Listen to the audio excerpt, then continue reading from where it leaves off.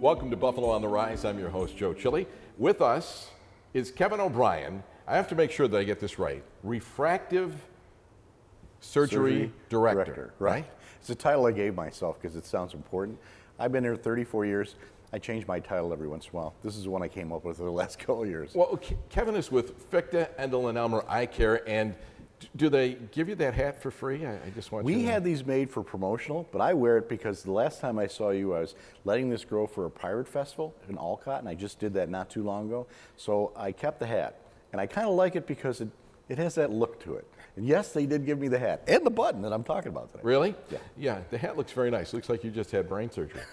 Let's talk a little bit about cataracts. And, you know, I just had an eye exam, and they told me there's no visible sign of cataracts yet. I'm 69, right? So when do you get cataracts, and how do you know if you have them? Sure. And what should you do about them? Sure. Well, the reason why I came today is cataracts, but more importantly is Ice Smile that I'll get to in a moment. But you always ask me about how do you know you have cataracts.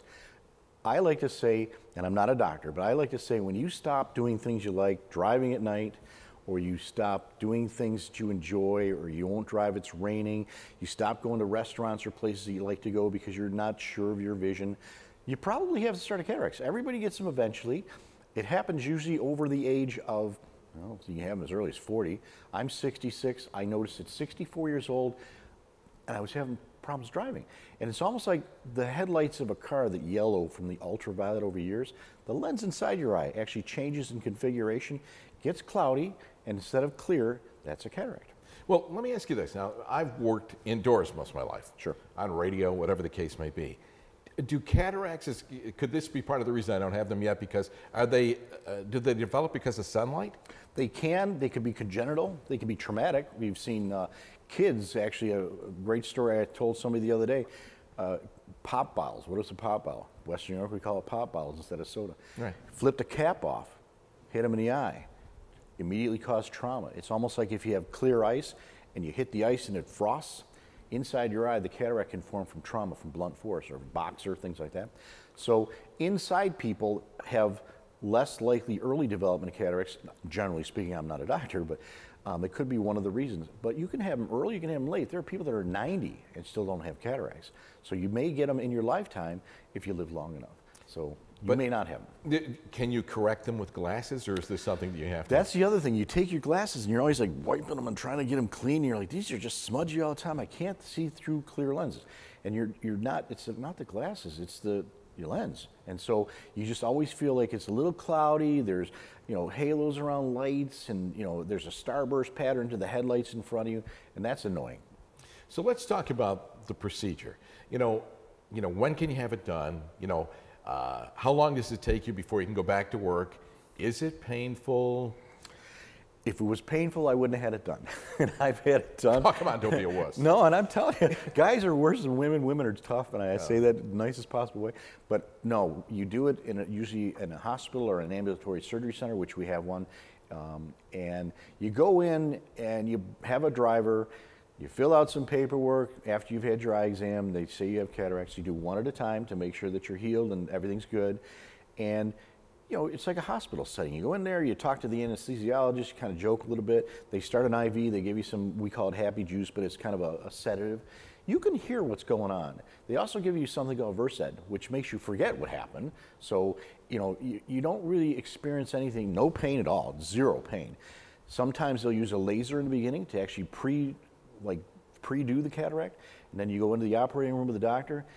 He's sitting over you, and he's looking down with a bright light, and I remember it because, to me, it was like watching a kaleidoscope of colors done very quickly. Lenses extracted out through a little vacuum system, new implants put in, artificial lens.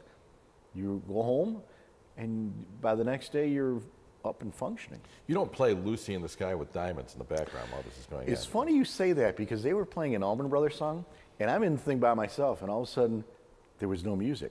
And I'm looking around, I'm going, and I thought I was in the movie The Walking Dead, right?